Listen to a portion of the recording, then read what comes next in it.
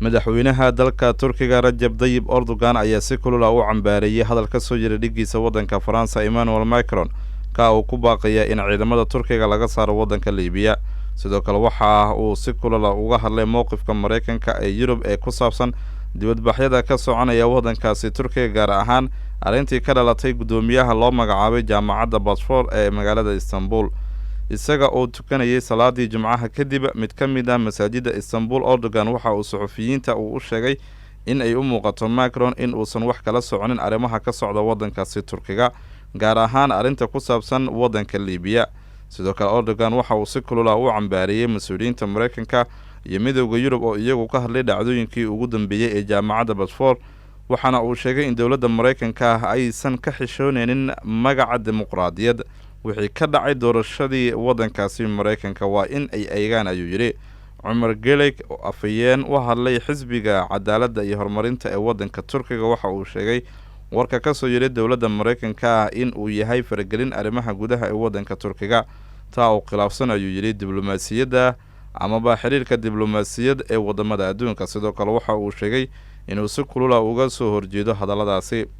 waxa uu sidoo kale uu sheegay in ay doonayaan in ahmiyad weyn haddii la siinayo dimuqraadiyadda marka hore lala xisaabtamo kooxda PKK ee iyagu askareeya, ayaa la yidhi, caruurta.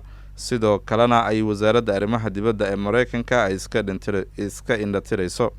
waxa uu sidoo kale ay su-aal uu ka keenay afayeenku arrinta ku saabsan hooyooyin badan oo iyagu dibadbaxyo ka dhigaya Diyarbakar.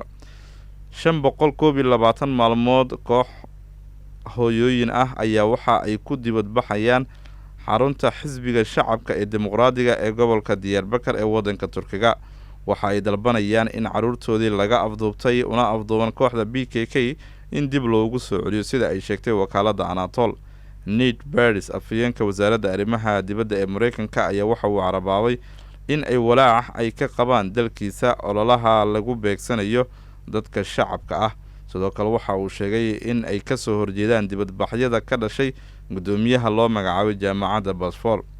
maalmo badan ayaa waxaa wadankaasi ka soconaya ee dalka Turkiga dibadbaxyo lagu taageersan yahay, ayaa la yidhi, axsaabta mucaaradka, maadaama looga soo horjeedo, ayaa la yidhi, madaxweyne Erdogan oo isagu Professor Melih Bolo u magacaabay madaxa jaamacadda Bosfor ee magaalada Istanbul, halkaasi oo lagu tiriyo mid ka mid ah meelaha ay ku badan yihiin calmaaniyiinta Turkiga.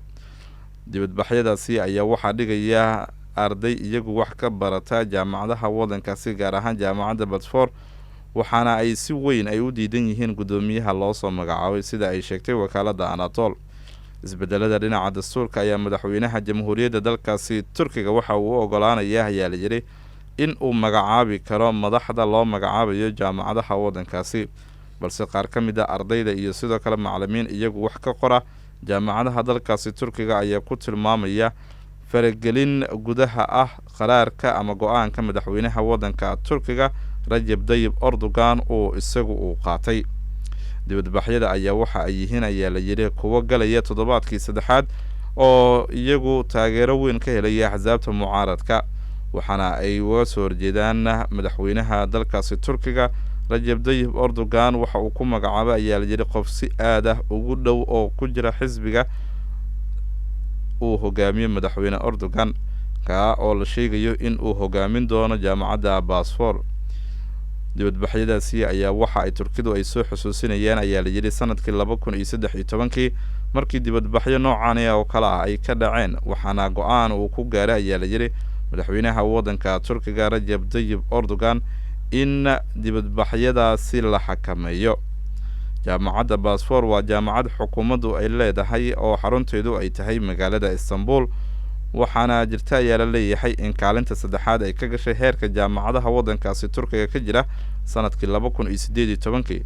jaamacadaha caalamka marka loo fiiriyana waxa ay kaga jirtaa 616 kaalintaasi.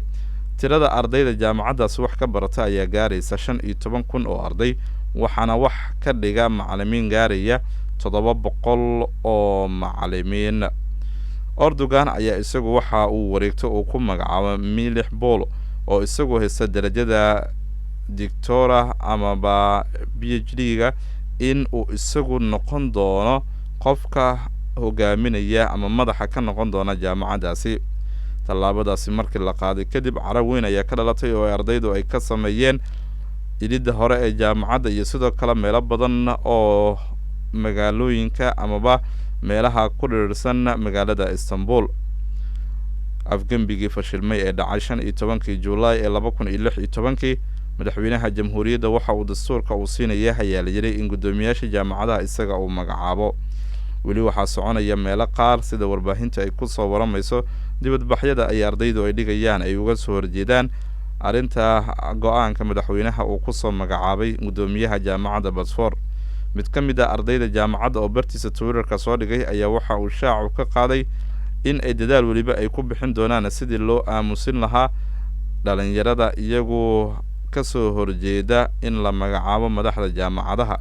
mid ka mid ah arday kale oo isagu sheegay ama bartiisa Twitterka uga soo hadlay arrimaha quseeya dibadbaxyadaasi ayaa waxa uu sheegay in dastuurka uu xaq weyn u siinayo madaxweynaha Turkiga in uu isagu soo magacaabo guddoomiyaasha jaamacadaha waddankaasi Turkiga.